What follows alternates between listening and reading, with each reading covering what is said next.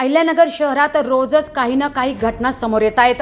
अशीच एक धक्कादायक घटना डिजिटल अहिल्यानगरच्या हाती आली आहे।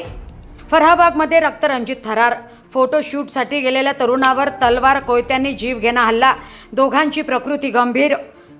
भर दिवसा फराहबागमध्ये तलवारीचा धुमाकूळ, फोटोशूटसाठी गेलेल्या तरुणावर प्राणघातक वार।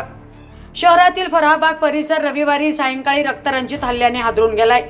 फिरण्यासाठी आणि फोटोशूट करण्यासाठी गेलेल्या 4 तरुणांवर धारदार शस्त्रांनी प्राणघातक हल्ला करण्यात आल्याची धक्कादायक घटना समोर आली। मिळालेल्या माहितीनुसार फैज अली तांबोळी, उमर खान, रेहान खान आणि हुझैफा तंबरकर हे 4 तरुण फराहबाग परिसरात गेले होते। यावेळी तेथे उपस्थित असलेल्या काही व्यक्तींनी कथितपणे या तरुणांसोबत वाद घालत शिवीगाळ केली। त्यानंतर संबंधितांनी आणखी काही जणांना घटनास्थळी बोलावून घेतल्याचे सांगितले जात आहे।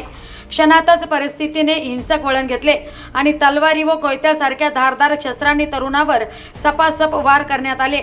या हल्ल्यात उमर खान आणि फैज अली तांबोळी हे गंभीर जखमी झाले असून त्यांच्या डोक्यावर आणि हातावर गंभीर दुखापती झाल्या आहेत। घटनेनंतर जखमींना तातडीने जिल्हा रुग्णालयात उपचारासाठी दाखल करण्यात आले, मात्र त्यांची प्रकृती चिंताजनक असल्याने पुढील उपचारासाठी खासगी रुग्णालयात हलविण्याची प्रक्रिया सुरू असल्याची माहिती मिळत आहे।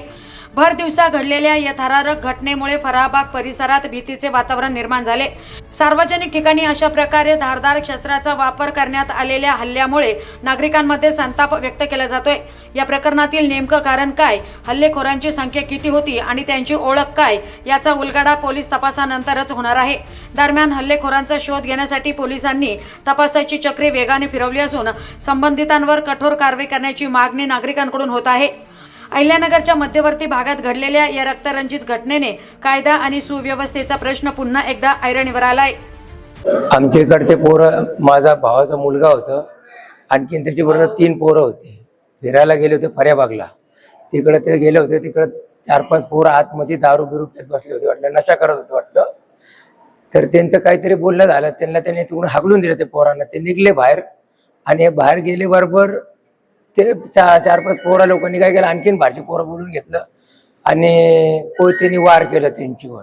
त्यातलं एक पोराला लागले, माझ्या भावाच्या पोराच्या हाताला पण भरपूर लागलेलं आहे।